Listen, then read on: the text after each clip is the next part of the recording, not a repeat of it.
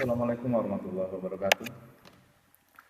Selamat bertemu lagi teman-teman dan salam budi luhur. Dan jangan lupa untuk salam sehat selalu untuk kita semua. Dan kita memasuki pertemuan ke-6 dan di sini membahas input output dalam mata kuliah arsitektur komputer. Oke, langsung aja kita masuk ke materi, yaitu sistem komputer. Ada 3 komponen utama, yaitu CPU, memori primer dan sekunder, dan peralatan masukan atau keluaran I/O device seperti printer, monitor, keyboard, mouse, dan modem.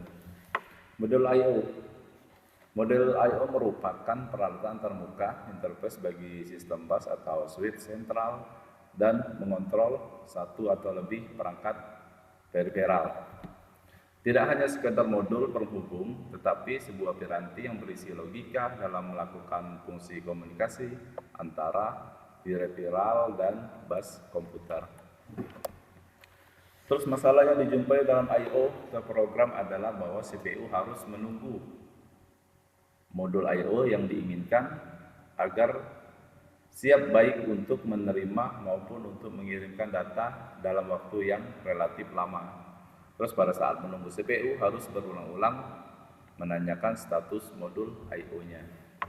Terus akibatnya tingkat kinerja sistem secara keseluruhan menurun tajam. Alternatifnya adalah CPU mengeluarkan perintah I/O ke modul dan kemudian mengerjakan perintah lainnya.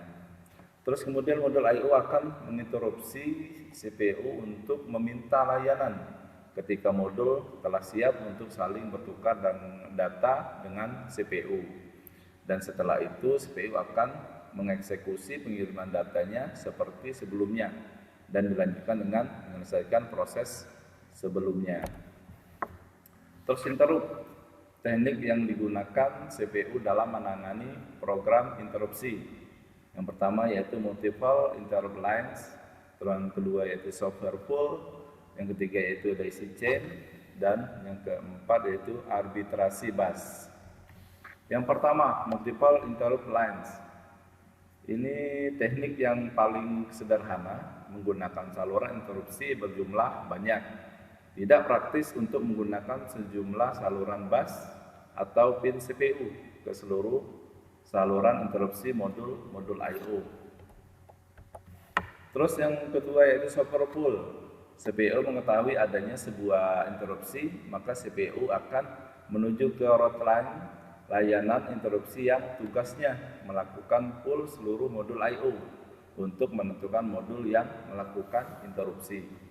Kerugian software pull yaitu memerlukan waktu yang lama karena harus mengidentifikasi seluruh modul untuk mengetahui modul I/O yang melakukan interupsi. Terus daisy chain yang daisy chain yaitu teknik yang lebih efisien menggunakan hardware pull. Seluruh modul I/O tersambung dalam saluran interupsi CPU secara melingkar atau chain. Apabila ada permintaan interupsi, maka CPU akan menjalankan sinyal acknowledge yang berjalan pada saluran interupsi sampai menjumpai modul I/O yang mengirimkan interupsi. Terus yang terakhir yaitu arbitrasi bus. Modul I/O memperoleh kontrol bus. Sebelumnya modul ini menggunakan saluran permintaan interupsi. Hanya akan terdapat sebuah modul I/O yang dapat melakukan interupsi. Terus direct memory access atau DMA, kelemahannya I/O terprogram dan interrupt driven I/O.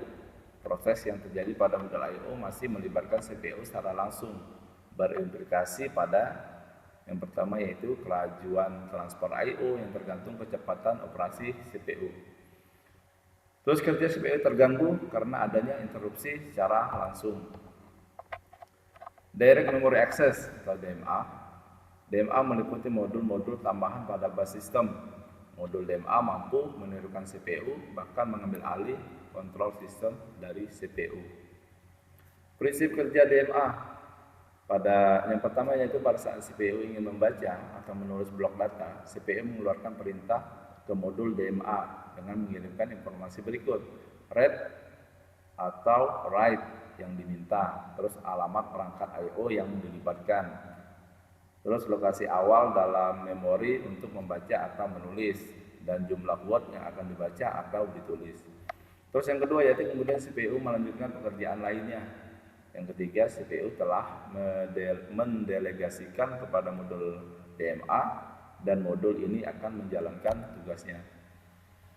Selanjutnya, modul DMA memindahkan seluruh blok data word per word secara langsung ke memori dari memori tanpa harus melalui CPU.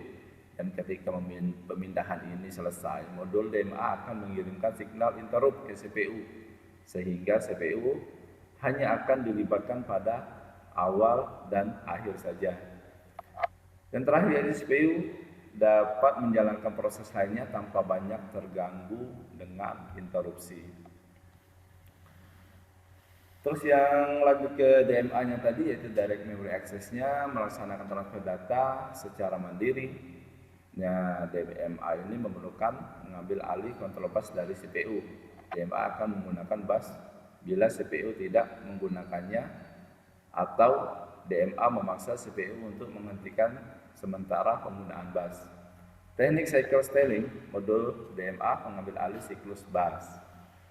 Terus penghentian sementara. Penggunaan bus bukanlah bentuk interupsi, tetapi penghentian proses sesaat yang berimplikasi hanya pada keterlambatan eksekusi CPU saja.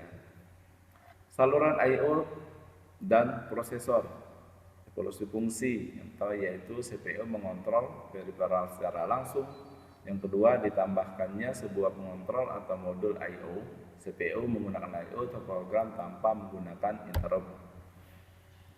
Terus yang ketiganya yaitu CPU menggunakan interrupt. Yang empat, menggunakan DMA. Selanjutnya, modul I/O ditingkatkan kemampuannya menjadi sebuah prosesor yang memiliki tugasnya sendiri, yang menggunakan interaksi tertentu untuk I/O tertentu. Modul I/O memiliki memori lokalnya sendiri dan merupakan sebuah komputer yang memiliki tugasnya sendiri. Terus karakteristik saluran I/O. Karakteristik saluran I/O yaitu saluran I/O mempresentasikan pengembangan konsep DMA. Terus saluran I/O memiliki kemampuan untuk mengeksekusi instruksi I/O yang memberikan kontrol sepenuhnya terhadap operasi-operasi I/O. Instruksi-instruksi itu dapat disimpan dalam memori utama untuk selanjutnya dapat dieksekusi oleh prosesor terdapat dalam saluran I/O itu sendiri. Terdapat dua jenis saluran I/O yang umum dipakai. Yang pertama, selektor channel, yaitu perangkat eksternal komponen, disebut juga peripheral. Adanya perangkat pengendalinya, modul I/O memiliki nilai apabila bisa berinteraksi dengan dunia luar. Tidak akan berfungsi apabila tidak dapat berinteraksi dengan dunia luar. Tidak ada keyboard, contohnya tidak ada monitor. Keyboard dan monitor tergolong dalam perangkat eksternal komputer. Konfigurasi point-to-point dan multi-point. Koneksi di antara modul I/O di dalam sebuah sistem komputer dan perangkat eksternal dapat berbentuk point-to-point atau multi-point. Point-to-point memiliki saluran dedicated antara modul I/O dan perangkat eksternal. Contoh keyboard, printer, dan modem eksternal. Multipoint digunakan untuk mendukung perangkat penyimpanan berukuran besar, disk atau pita, serta multimedia atau CD-ROM, video atau audio. Smart Computer System Interface atau SCSI sebutnya sebuah contoh interface yang baik untuk perangkat peripheral eksternal, dipopulerkan oleh Macintosh tahun 1984. SCSI merupakan interface standar untuk drive CD-ROM, peralatan audio, dan perangkat penyimpanan eksternal berukuran besar. Klasifikasi perangkat eksternal human readable, yaitu perangkat yang berhubungan dengan manusia sebagai pengguna komputer. Contohnya yaitu monitor, keyboard, mouse, printer, joystick, dan disk drive. Itu berhubungan dengan manusia sebagai pengguna komputer. Terus machine readable, yaitu perangkat yang berhubungan dengan peralatan biasanya berupa modul sensor dan transducer untuk monitoring dan kontrol suatu peralatan atau sistem. Terus communication, yaitu perangkat yang berhubungan dengan komunikasi jarak jauh, contoh NIC dan modem. Klasifikasi berdasar arah data, perangkat output, perangkat input, dan kombinasi output dan input. Contoh perangkat outputnya yaitu monitor, proyektor, dan printer. Contoh perangkat input, keyboard, mouse, dan joystick, scanner, mark readable, dan barcode reader. Oke, teman-teman, itu saja untuk pertemuan kita sekarang dalam arsitektur komputer. Silakan dipelajari materinya, dan yang kurang tahu silakan ditanyakan di kolom komentar ya. Oke, waktu tunggu. Terima kasih. Mohon maaf kalau ada kata-kata dan penjelasan yang kurang jelas. Saya akhiri dengan ucapan Assalamualaikum warahmatullahi wabarakatuh. Salam budulur.